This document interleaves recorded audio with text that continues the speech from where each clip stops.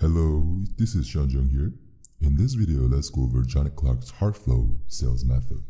So what this heart sales method is all about.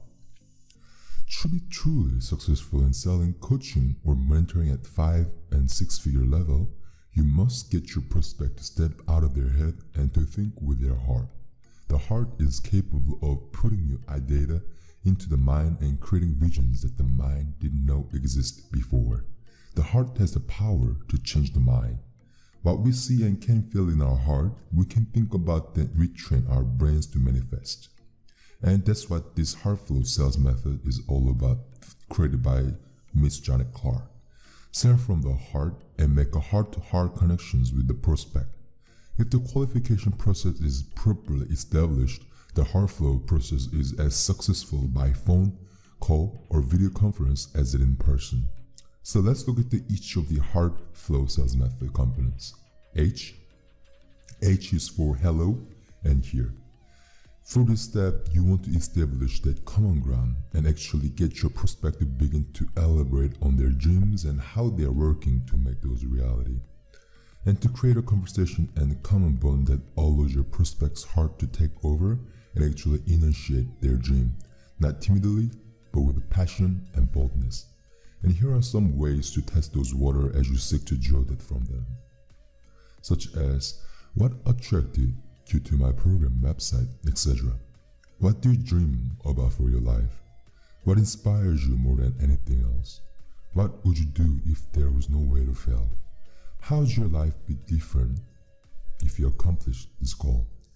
As an enlightened entrepreneur, your success will be in direct proportions to your ability to connect from your heart. Next, E. E is for explain the flow on the call.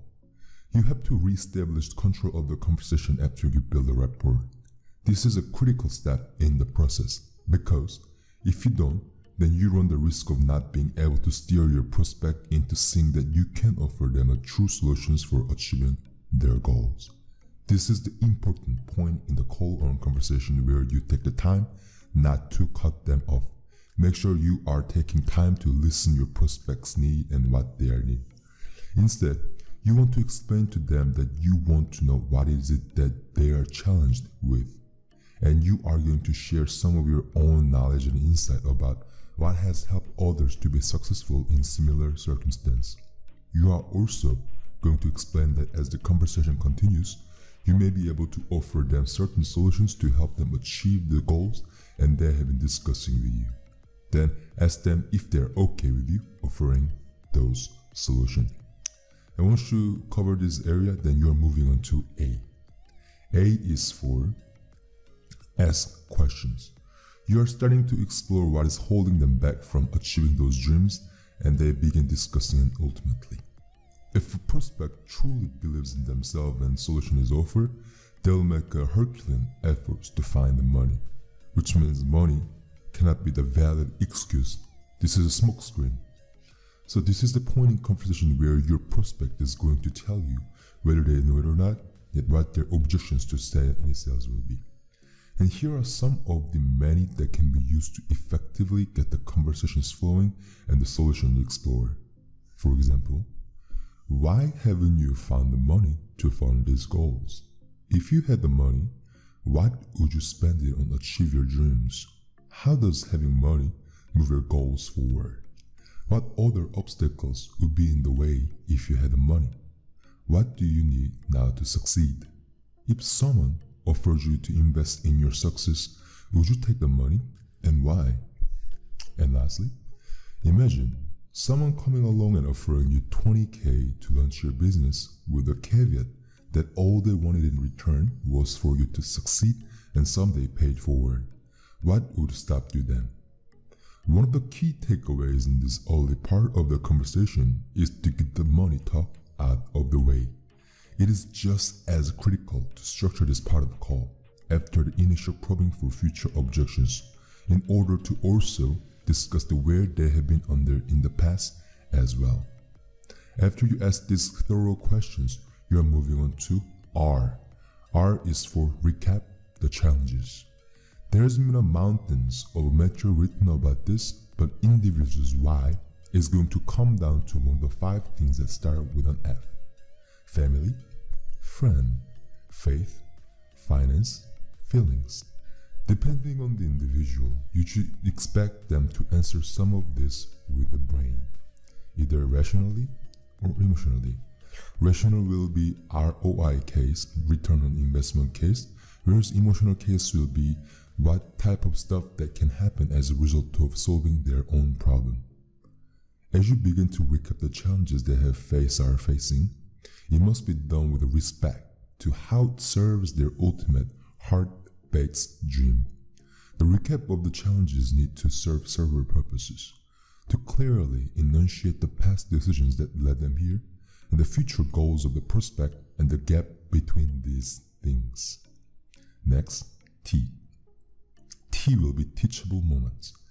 It gives you a chance to share how someone who was in a similar situation succeeded through a program such as the one you are discussing. For example, you're going to be saying something like, "In my experience, there are 3 things that the most successful coaches in the world will do." And you also can set up some of the expectations like, these coaches have successfully built multiple 6- and 7-figure business, and in most cases, they have done it year after year. Then you are sharing the teachable moment, 3 teachable moments. For example, successful coaches have higher business mentor, more developed and successful than they are. They surround themselves in a community of like-minded entrepreneurs, business people that are aligned and congruent with their belief. The most successful coaches in the world have taken the time to build systems, automate, and have a viable business structures in place. From the company structures to the training program, nothing is ad hoc and everything has a process attached to it. After you cover the teachable moment, you are moving on to F.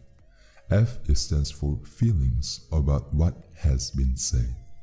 You as a salesperson need to check on their feelings. Simply put, now is the time to ask, how do you feel about what we've been talking about? Note that language is critical here. We want to feel, not think. This is about heart, not brain. Because emotional brains always trumps rational brain. Next will be L.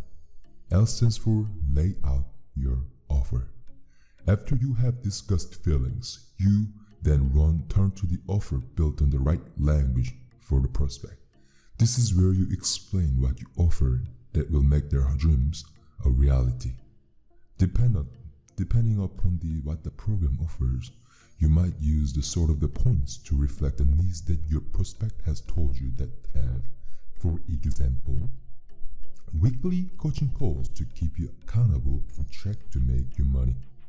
Don't forget technology to automate your business systems and free up your time. Sales training to fill your programs and keep cash flow consistent. A team to get things done so you are free to do what you love. And a mastermind group to inspire and support you as you grow your business. It is important in the step to state the benefits and the benefit within the benefit, not just the feature.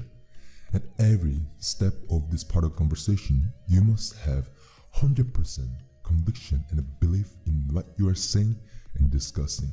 Because selling ultimately is a transference of emotion, especially the feelings of certainty. So if you do not have a certainty for your own product and service that you're offering, they are not going to feel about it, no matter how well you articulate it or enunciate it. Next will be O. O stands for own the silence. You have so diligently led the prospect to this point that they are in a place focused on the heart and its feelings, not the brain and its logic.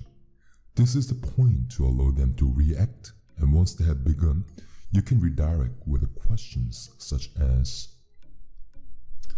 did your heart just sleep? Does what I just said resonate in your heart? Did you just get a glimpse of your dream coming true? Do you want what I just described for you? How did it feel when I explained it to you? Does your heart have any doubt about this? The brain can still throw out a curveball. This is where you have to make taking action an easy process. Keep in mind that do not be overly pushy. Remember to ask in such a way that doesn't require a yes or no answer. You want to ask them basically open-ended question. It merely requires them to take action by consent. For example, great, I'll take your credit card information and we can go ahead and set up your first session. This type of method is also known as assumptive close by the most salespeople. Next will be W. W stands for wrap up next steps and logistic.